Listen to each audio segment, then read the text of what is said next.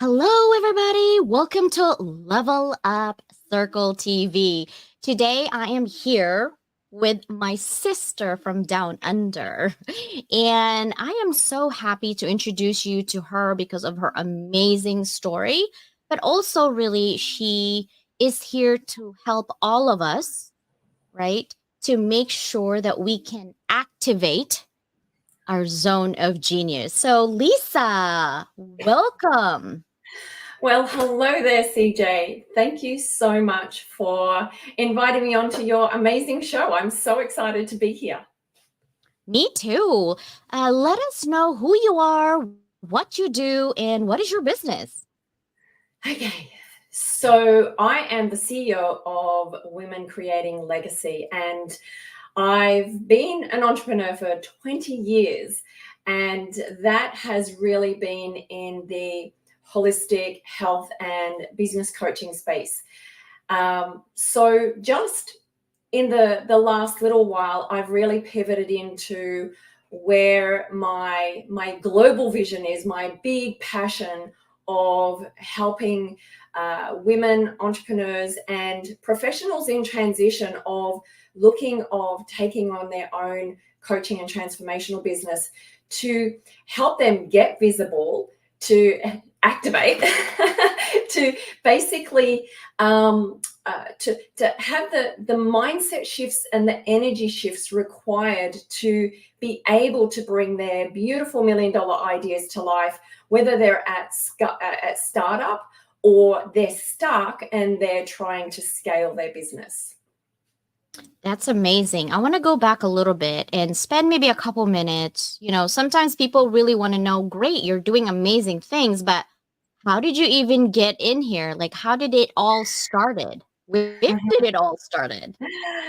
That's a really loaded question, and I'm going to give you the super quick version of it because I came from very traumatic beginnings. My entire childhood through to young adulthood was living in survival, living in fear. My mother had very violent psychiatric illness. She was in and out of psychiatric wards all the time, and basically that I knew that my life was just this. What was happening in the home was actually really different to what was happening out there in the world, and I was blessed with being able to get around a group of people as a young athlete who were of leadership mindset, of growth mindset, of champion mindset, to be able to see that there was so much more to life, and that actually gave me the vision to think,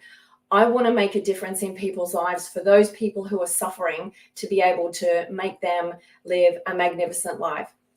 Fast forward, all of that stress and that fear and that emotional storm that I lived in created catastrophic health problems.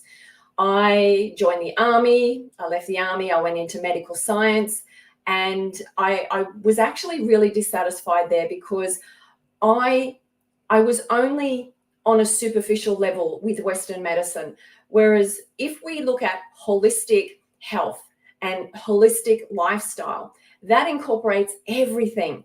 And for us to be well, to us to be a complete functioning human with infinite possibilities, we actually need to bring all of that together.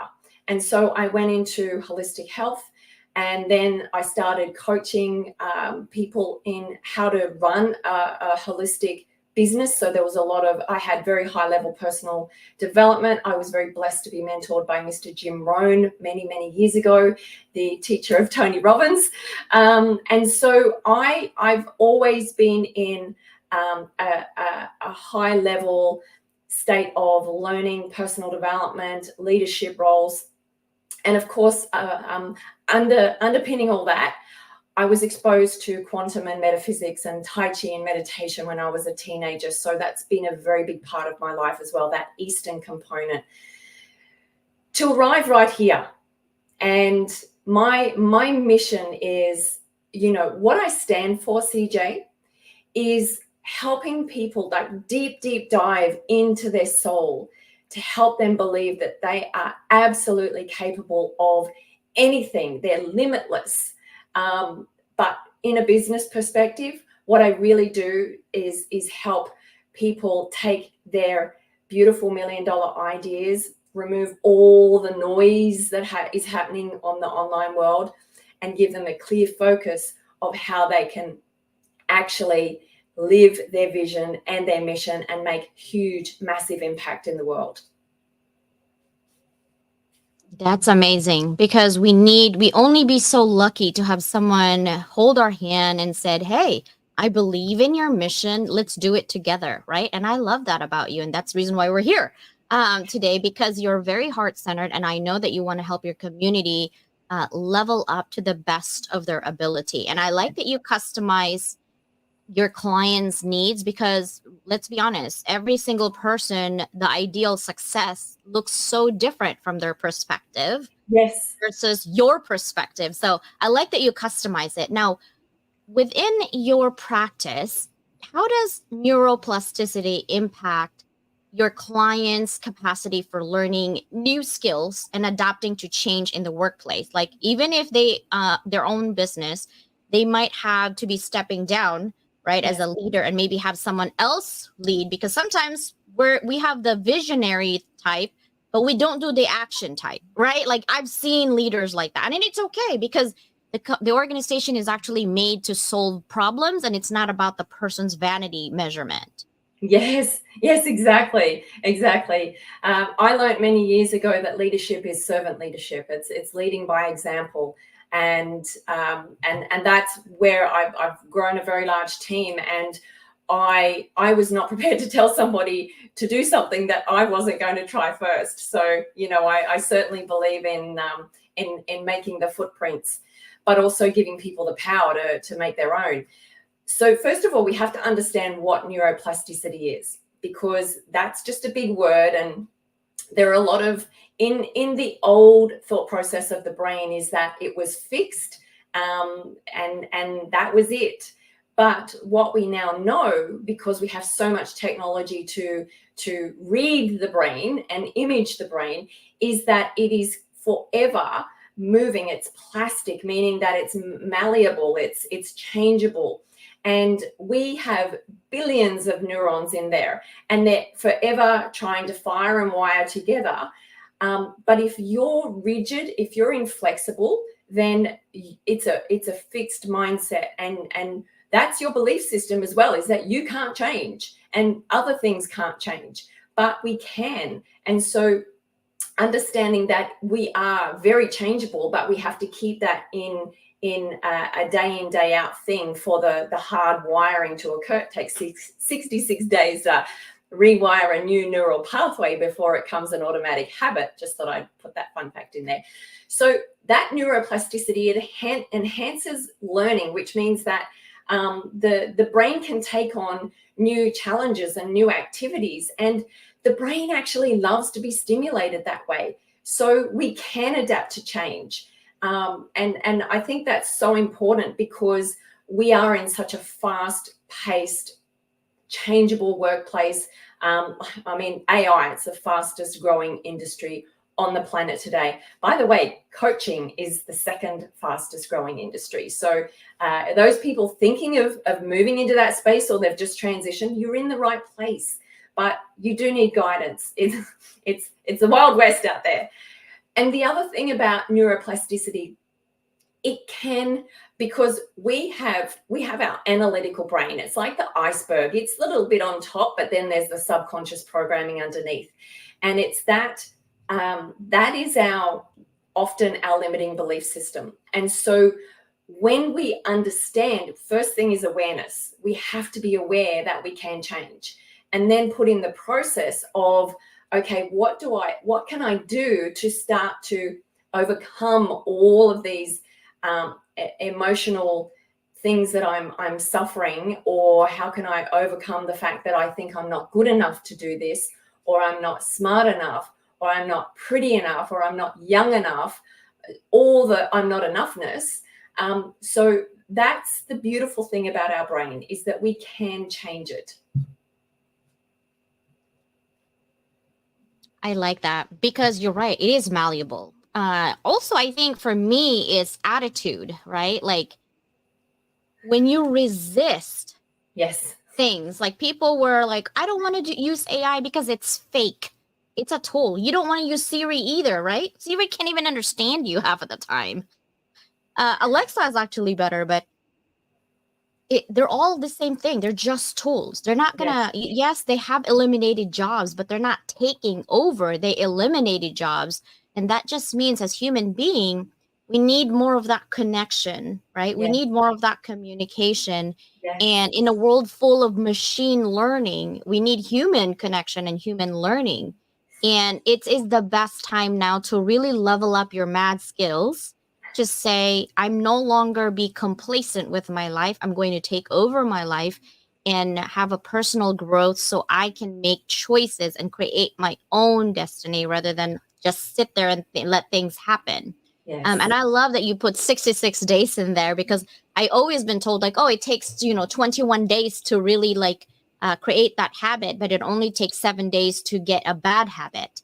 And I'm like, man, I think it took 7 hours for me to get a bad habit, not 7 days. I'm a fast learner. I learn really bad habits quickly. So I'm glad that you said that, because you're right. The brain is adaptable. But I think I want it to encourage people that our brain is constantly learning. And what you put in your brain, like I said, 95% of our brain is subconscious, right? So if you put all the negative stuff and all the fears in it, your 5% consciousness will come out of that 95%, because it's always the majority win. So if majority of your brain, I can't do it. I'm not good enough. Like you said, I'm not pretty enough. I'm not tall enough. I'm not smart enough. And then you're talking to another business owner about your business, but you're in the back of your head, you're not enough. It's gonna come out. Yeah. Fear's driving in the back seat. You've got your hands on the steering wheel, but fear's got little hands around your neck, saying, whispering in your ear those sweet nothings of. And what happens is we've got on average around 50 to 70,000 thoughts a day, and a lot of that, like the majority of it, is actually on loop.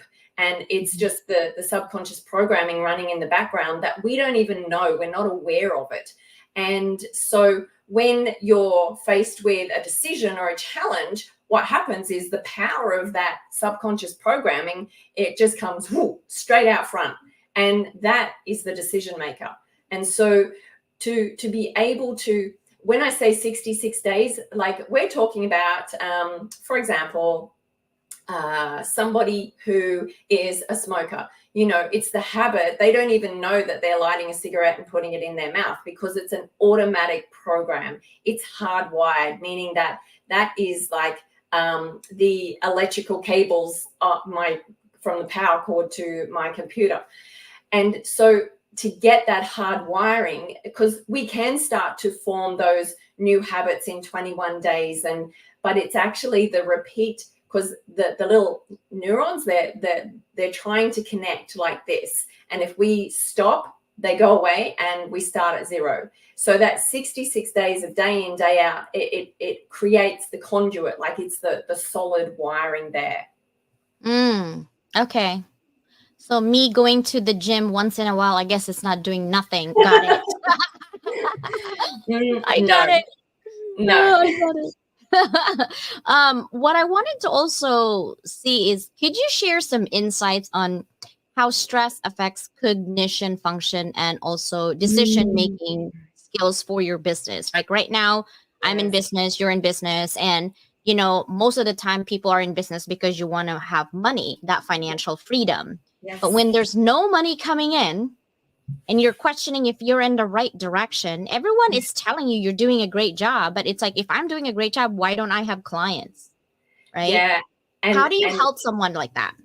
Yeah. You actually mentioned a big word there, and money.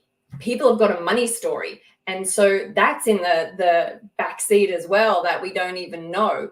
And I just have to bring my beautiful trusty friend here.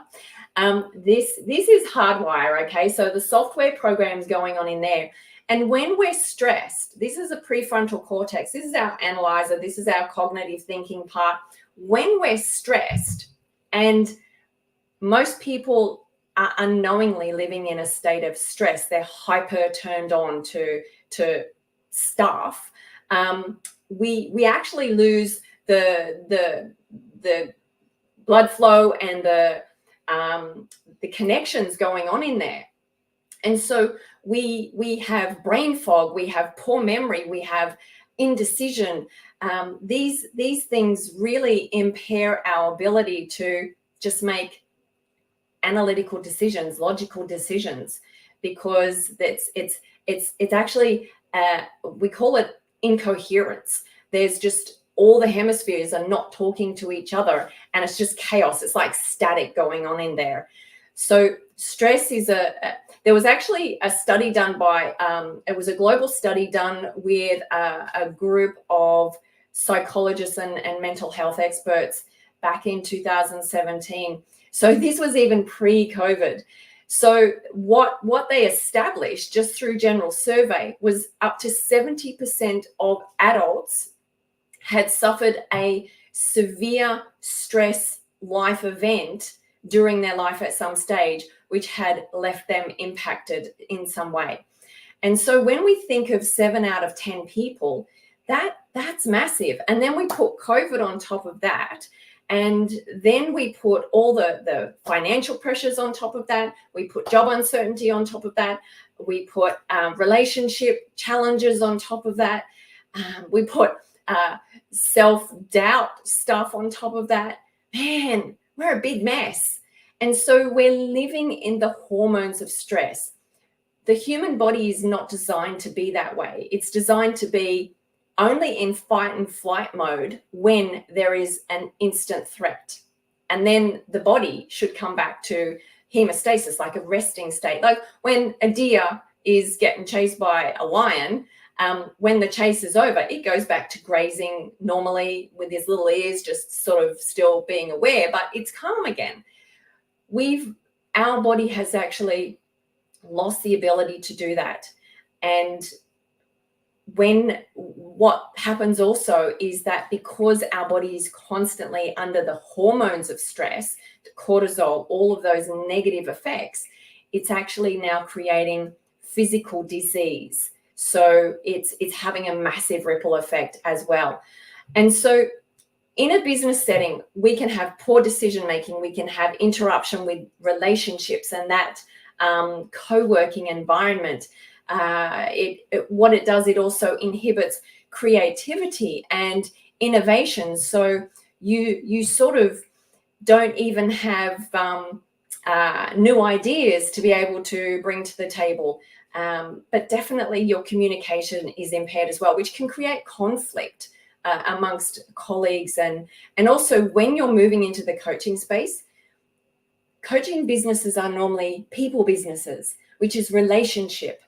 And when you have all of those barriers because of what stress is going on in your body and your ability to have your brain working in coherence, it really is incredibly disruptive to you being able to make progress forward. And also on top of that, we've got the devastating health challenges, not just the mental health challenges of the anxiety and the depression, but it's also the physical, the autoimmune challenges that start to happen, the heart disease, triggering poor eating habits, interrupting sleep, and then the ripple effect goes on from there. Wow, that's a lot of hot mess. I'm like, that's a lot of hot mess. It's terrible, but that's the state people are living in. But the beautiful thing, CJ, is because our brain is neuroplastic, we can change our state in an instant. And a lot of that actually through breath. Breath work. Yeah, it is. Our nervous system immediately. Yeah, and I love that you said at the very beginning you practice Eastern and Western as well, because we have both, and I think the people who accept both are more in an advantage because you can always learn more. There's no such thing as I learn enough. It's like you've never learned enough. And the more degrees I have, the more experiences I have with people, the more interviews I have, the more I felt like, whoa, I didn't Yeah. even know that. You know what I mean? Like, huh? I didn't know that. Like, I get so excited when I learn new things. It's because it can help me. And I wanted to move that conversation with, now that we've had, conversations on insights of how stress affects us, how neuroplasticity works, we're gonna give our audience really on how to cultivate growth mindset for organizational success. So, how does fostering a growth mindset within a team influences the approach to the challenges and failures of a business? Yeah. First of all, you sort of have to be half on board to the idea. You have to have a little bit of an opening, a little bit of a space. If you've got a fixed mindset that you're letting that in. Otherwise, you're just not going to make any progress, and you're that will impair any kind of cohesion in that team environment, and people feel it. I'm all about energy, CJ. That's one of the things that I state many, many times. And it's a major part of my Activate program as well, is because we are all energetic beings. And so you can walk into a room, right? And someone's had a bit of a bad day or a disagreement, because you think, ooh, it's a bit chilly in here. Like, I can feel there's something going on. And so what we really want to do to take on that growth mindset is be excited about new challenges. Like, what can we do that's going to stretch us, and allow us to really be challenged, but in a positive way, that we're growing, we're learning new things, we're trying new things, we're building more resilience and courage to step outside of our comfort zone. I think that's a big thing. And because people are hurting, a lot of people are just living in quiet desperation. They don't want to suffer anymore. And so taking that step of getting outside of their comfort zone is sometimes a really big step to take. But if it's a team effort, what is so beautiful is that there's going to be some strong people in that team where they can help pick up the other people until those people start to get confidence themselves. So, that fostering that beautiful teamwork and encouragement is really powerful, even, not just from the leadership perspective, but from your colleagues and other team members. Learning about failure. If you never try anything, you're never going to succeed. And I'm going to come back to Thomas Edison and the light bulb. He didn't fail 10,000 times on those first runs of trying to make the light bulb light. He said, I found 10,000 ways that did not work. And so when you embrace failure as, well, it's part of the learning process, it's a part of helping me get from start point to the next step, to the next step, to the next step, until I actually hit the target. And you learn so much. You reflect on what you want. So I think, and that taking on that persistence attitude of, yeah, well, that didn't work, or geez, that was a really bad outcome. Taking on that persistence to just keep going and trying and trying and trying. And also taking little calculated risks, knowing that it's not going to be too much of a big risk where there could be catastrophic results, but just taking on, knowing that, hey, well, it might not work out, but if it does, it's going to be a real cracker. It's going to be absolutely awesome, and we've overcome that obstacle, which I think is it's just so important. And once again, it comes back to the supportive environment of that. If it doesn't go so well, then, you've got all the people around you who are feeling the same way, but they're all uplifting each other. Yeah, and I think that's really important, because I've led teams. Probably, I think the most team that I've led internationally is like 2,000 employees, and Culture is like it will eat strategy all day, right? It doesn't matter what strategy you have. You have to know the culture of your people and the culture of the organization and the culture of your group because there's so many subcultures. And Yes. I think the challenge is when you have two type A people who wants to take control of the project, what a disaster. But at the same time, like you said, it's about leadership and energy and being a servant leader. And I think a lot of people will see, oh, I want to take over the project. It's because it's visibility, right? Like I want to be visible to whoever's watching. And actually, you can be visible without people being in front and as a supporting group because someone is always watching, whether you're a supporting character actor or the main actor of the whole entire project. They know that that project would not be possible if not with all the people. So for me, how I foster growth mindset is like you said, have that little crack open because a fixed mindset is not going to go anywhere. And if you're a business owner, and you want to grow your business, yeah, right? You need to take accountability of why Yeah. it didn't work instead of blaming, oh, the economy is bad or oh, the branding people that did me I paid for didn't work out or Yeah. the publicity people they just wrote something for me and that didn't really give me anything. Taking Yes. accountability of what else can you do differently like everybody else because there's a whole bunch of coaches out there that you're competing if you're a coach. I like to the mentorship aspect of it than a coach. I'm not a person who I don't like the word coach actually, to be honest with you. It's been overused, Yeah. overdone, and some people who call themselves a coach, I see their tracks and I'm like, how did you go from doing construction work to now getting my mindset change with Yeah. just one certificate in 3 months? Right. So I want to see people, not necessarily their credentials of like, I need this degree and this certificate. It's more of like, what have you done in your life that really got you here where you're at today? Yeah. Because people will engage with you and they see results from you, not necessarily get the whole experience for themselves. Like, it's going to be the same exact as Lisa. It's never going to happen like that. Right. So let's also talk about like examples. Can you share some examples of how leaders or business owners can model their growth mindset behavior so that they can cultivate more opportunities to have clients? Yeah, yeah.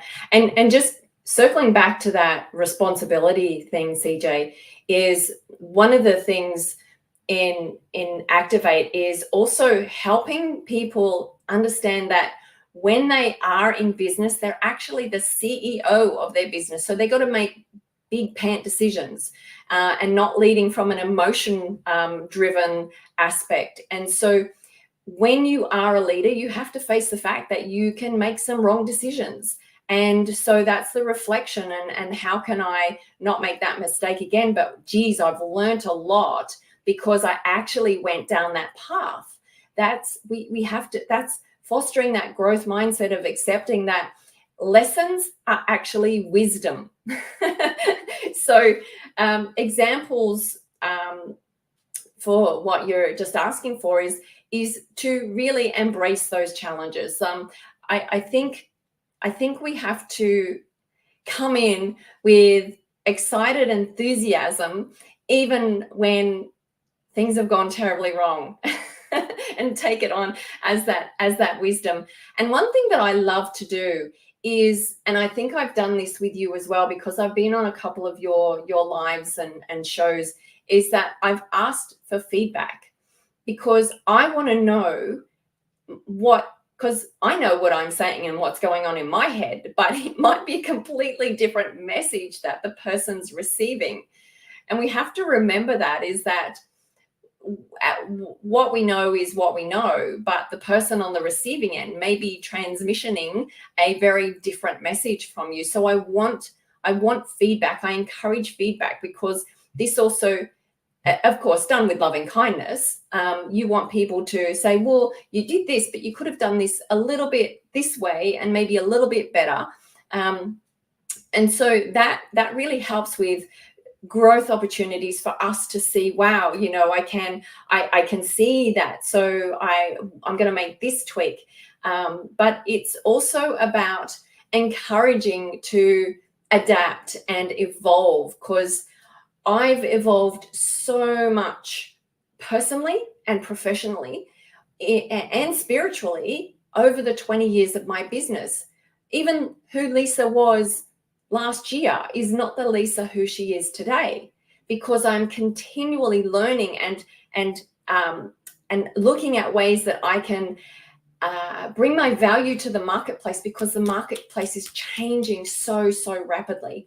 The other thing is always promoting learning and development. If people knew my disciplines, by the way, I've been practicing a very disciplined lifestyle for, I'm in my 50s. So I'm going to say probably a good 40 years of that, just because of my life circumstances. And so that's hardwired into my system. But every single day I take on new learning. Every single day I do personal development. Every single day I do self-development from a spiritual perspective, to connect with myself, to say, okay, am I on track for my vision of where I want to go, of how I want to serve people, of the big impact that I want to make in this world. And that self-assessment, I think, is really important. So like I said back in the beginning of our conversation, is as a servant leader, you lead by example. And that is so powerful, because people don't care about how much you know. They want to know how much you care. My beautiful dear Mr. Jim Rohn told me that. That's true. It's been used a lot too, because it works, right? Like, and people actually don't remember anything else. It's just people remember how you make them feel, right? Yes. Yes. If you make them feel like crap, they will remember that. Like, remember. And it's just so funny. I'm teaching a consumer behavior, and I'm looking at, the different culture and how we behave as humans. And first exercise I did with my students was give them a symbol, like, the little hot coffee symbol. And I put it in there. I'm like, okay, guys, tell me what you think about the symbol. And for sure, in my head, my assumption was they're going to think it's hot, right? And they were like, windpipe and windy. And I was like, where does that come from? You know what I mean? Like, Yeah. and it's hot soup. And I'm like, where is the soup coming from? Like, it was just literally hot. And so then I asked them, why did you say what you said? And you're like, well, I see it this way because. And that's the same thing with human nature. We could be using the same universal language, but based on our environment, based on our experiences, based on our culture, both enculturation and acculturation, your decision making abilities and your perception of what it is so different from me. Even if we're looking at the same thing, it's a duck. Is it a duck or is it a chicken? Like it's crazy conversation in my class, and my students are like, Dr. Leland, I'm like, never mind. Let's just sit with the soup and the wind. I guess it's the same thing. Like, and I had to move on. But it's so interesting, and human behavior and how people think, even seeing the same thing and have different. And that's why we have a lot of miscommunication, right? Yes. And that's what I'm so excited about your program when you told me. Can you tell me more about Activate? What is it all about? It's a doing program, that's for sure. We get activated. The things that I've been talking about in this interview here is everything that I feel is so important, because especially for heart-centered entrepreneurs, like we're talking, I've done traditional marketing because I've had traditional business, and there's a particular kind of marketing that works for that. But when we're talking about transformational coaching, mentoring businesses, heart-centered, where there's a lot of literally both business and personal transformation going on, like a lot of people have had trauma healing in various aspects of their life, is that the message to market, to attract your client base is really quite different to the traditional black and white marketing and sales, because I've tried that in my heart-centered business. And quite frankly, it didn't feel good to me and it wasn't getting the results that I wanted. So when it doesn't feel good for you, that energy is actually coming out. And so the core, it's only a 4-week blast, but it's very, very powerful in both people having a life transformation and also a business transformation, because we focus on the mindset and the energy shifts required to be able to take somebody from where they are in their business, because a lot of people have got those hidden blocks, that subconscious programming that they don't even know how to change it, but it's running the show. And that comes into their decision making. It creates a lot of confusion in especially content creation, where they should post, how they should post, but also working on the leadership aspect of business. You need leadership skills to run a business. And even though it's a very Activate is just a snapshot of the longer transformational program, you will get CEO knowledge of quick action steps you can start to take every single day in your business. We do energy release and activation sessions, which are so powerful, of really moving those blocks that are keeping you stuck. A lot of them money stories, a lot of them self-doubt stories, a lot of things that we don't even think are impacting our business, and helping move that. Learning how to do content creation and marketing your message to make money with what really feels beautiful to you and resonates in your heart. Because when that happens, you're actually sending that transmission out to the clients who are looking for you, the specific clients who are looking for you, only you, your gift, your beautiful thing, for them to solve their problem. And so Activate is mindset, it's energy, it's leadership, and it's business basics. And it's really powerful. And I love it. And I can't wait for your client reviews and show them off. Yeah. I wanted you guys to see before we end here, this is where you can get Lisa Marie for LinkedIn. And if you don't know, just ask me. Lisa and I go way back. She's an amazing. I usually don't have a lot of people who's not in a level up circle come back and forth, but Lisa's one of those person that I just love. And I make time for her, especially just for her. Because usually I don't run nighttime, and it is, nighttime here. But the message that she has is so powerful that it helps my mission. Okay, that sounds selfish. Yes, it is. I am selfish. I'm using Lisa, right, to level up the world through education right now. It's because it's good energy. And when you attract good energy, you'll get good energy back. When you are being authentic, coming from the heart, not any other intentions, it comes out really nicely. And the symmetry and the congruence of that energy, it's so beautiful. Like I could just feel it. And that's why I have Lisa here. Okay. But Lisa, your Activate class is already done. When is the next one coming out?